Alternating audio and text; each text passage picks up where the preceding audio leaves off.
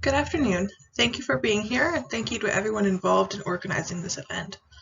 My name is Melina Sorensen. I'm a graduate student in the School of Environment and Sustainability at Royal Roads University. My primary research focus is marine ecotoxicology and microplastics, but today I'm going to be looking at a different form of human impacts on the environment, which is noise pollution.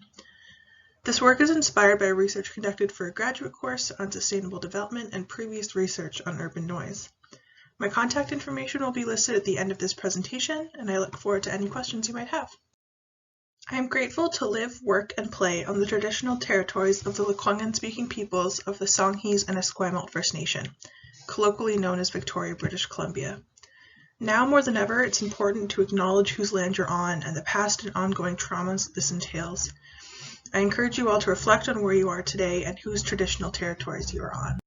Here's a quick overview of my presentation today. In the first half, I'll touch on the motivations and what led to this research and introduce some key terms and concepts.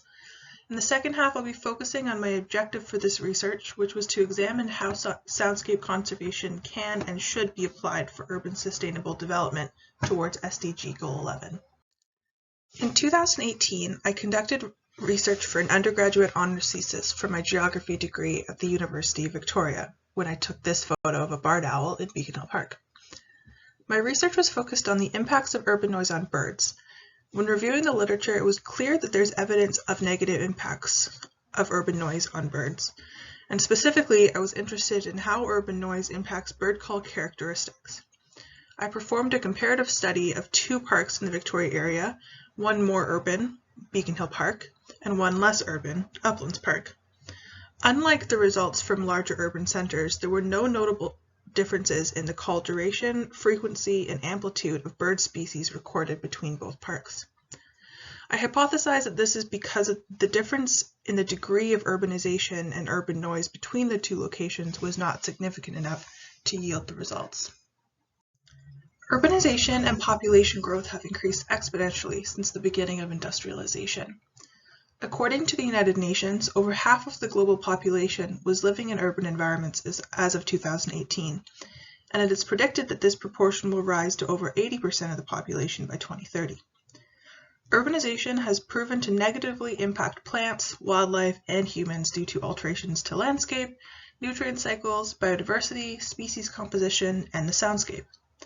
It is predicted that these impacts are likely to only get worse as the global population and demand for resources continues to rise.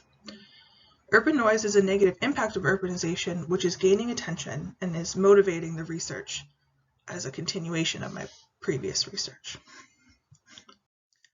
The soundscape has been defined as the collection of biological, geophysical, and anthropogenic sounds that emanate from a landscape and which vary over space and time, reflecting important ecological processes and human activities. These sounds can be due to biological activities, geophysical and hydrological processes, and most notably due to human activities. Soundscapes can also be thought of as an expression of the listener's experience while they're within a space. While there are natural sounds within the soundscape, anthropogenic sources are the most intrusive and the most likely to be detrimental to the health and well-being of wildlife and humans alike.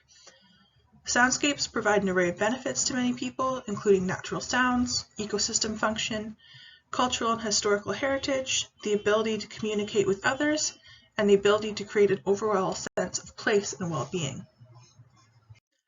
The term noise refers to unwanted or harmful sounds from various sources such as traffic, construction, industrial activity, and social activities. Noise has become such a pervasive element of society that in 1972, the World Health Organization declared it a pollutant.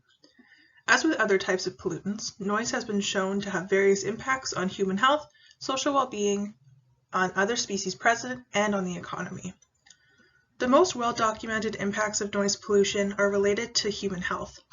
Research has linked noise exposure to impaired learning and reading comprehension in children, cardiovascular disease, hypertension, decreased sleep quality, immune system disorders, increased heart rate, and hormonal imbalances.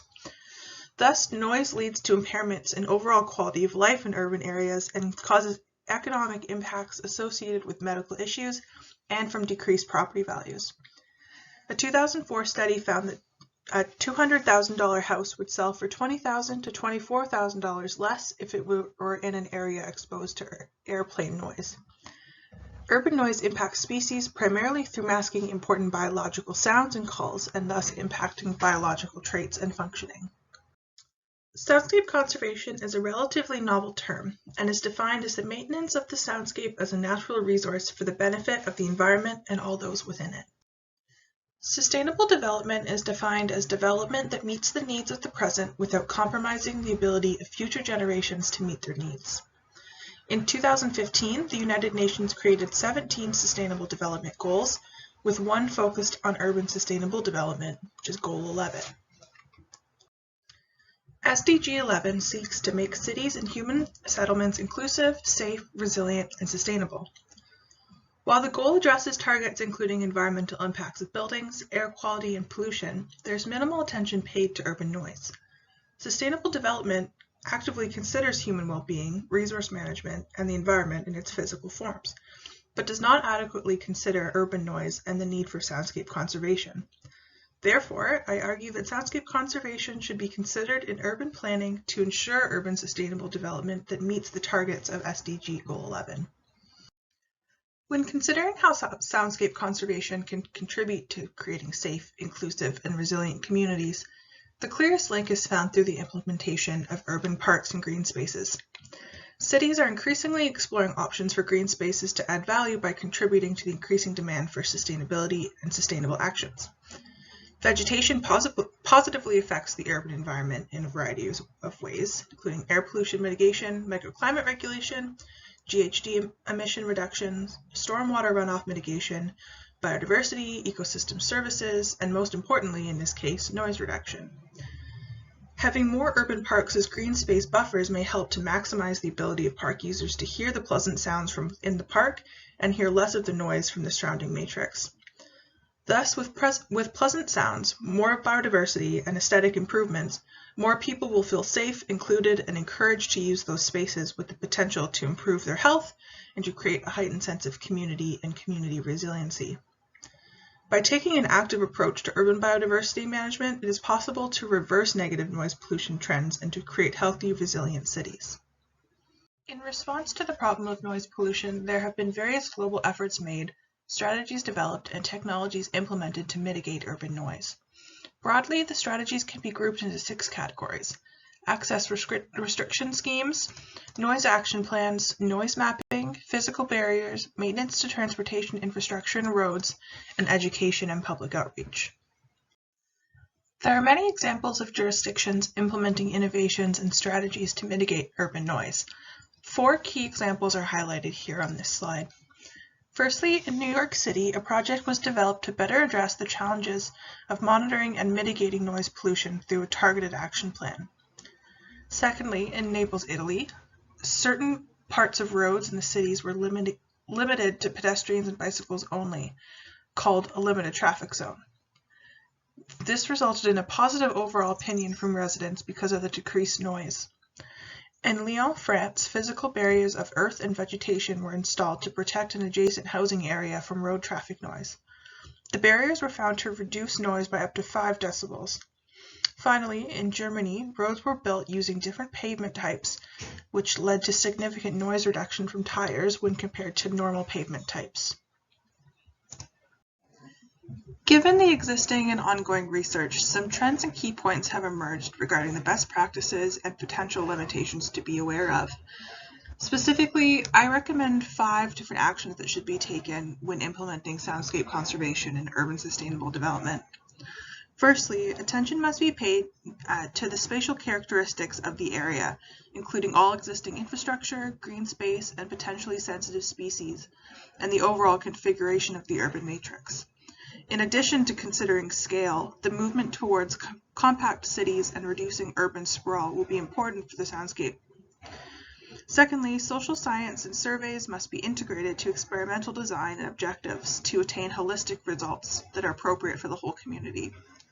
Thirdly, proper ongoing public outreach, education, and participation is essential to engage the public, gain support, and ultimately attain success. Fourth, to the extent possible, all efforts must be made to implement sustainable building practices and sustainable materials to continue working towards the existing Sustainable Development Goals. Related to that, finally, all efforts should be made to consider the overarching Sustainable Development Goals and targets through the entire soundscape conservation process.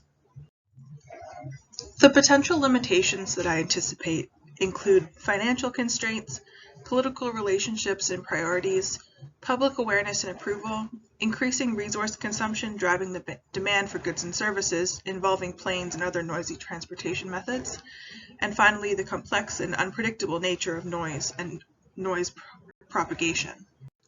In conclusion, soundscape conservation, while a relatively novel concept, has a significant role to play in the future of sustainable development and biodiversity conservation.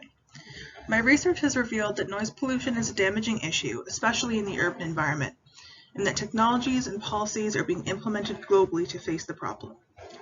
Given the links of the soundscape to biodiversity, human health, economics, and human well-being, it should therefore be considered in sustainable development initiatives.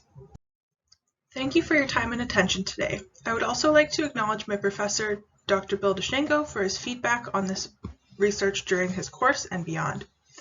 I'm happy to discuss any questions now or at another time through the email listed here.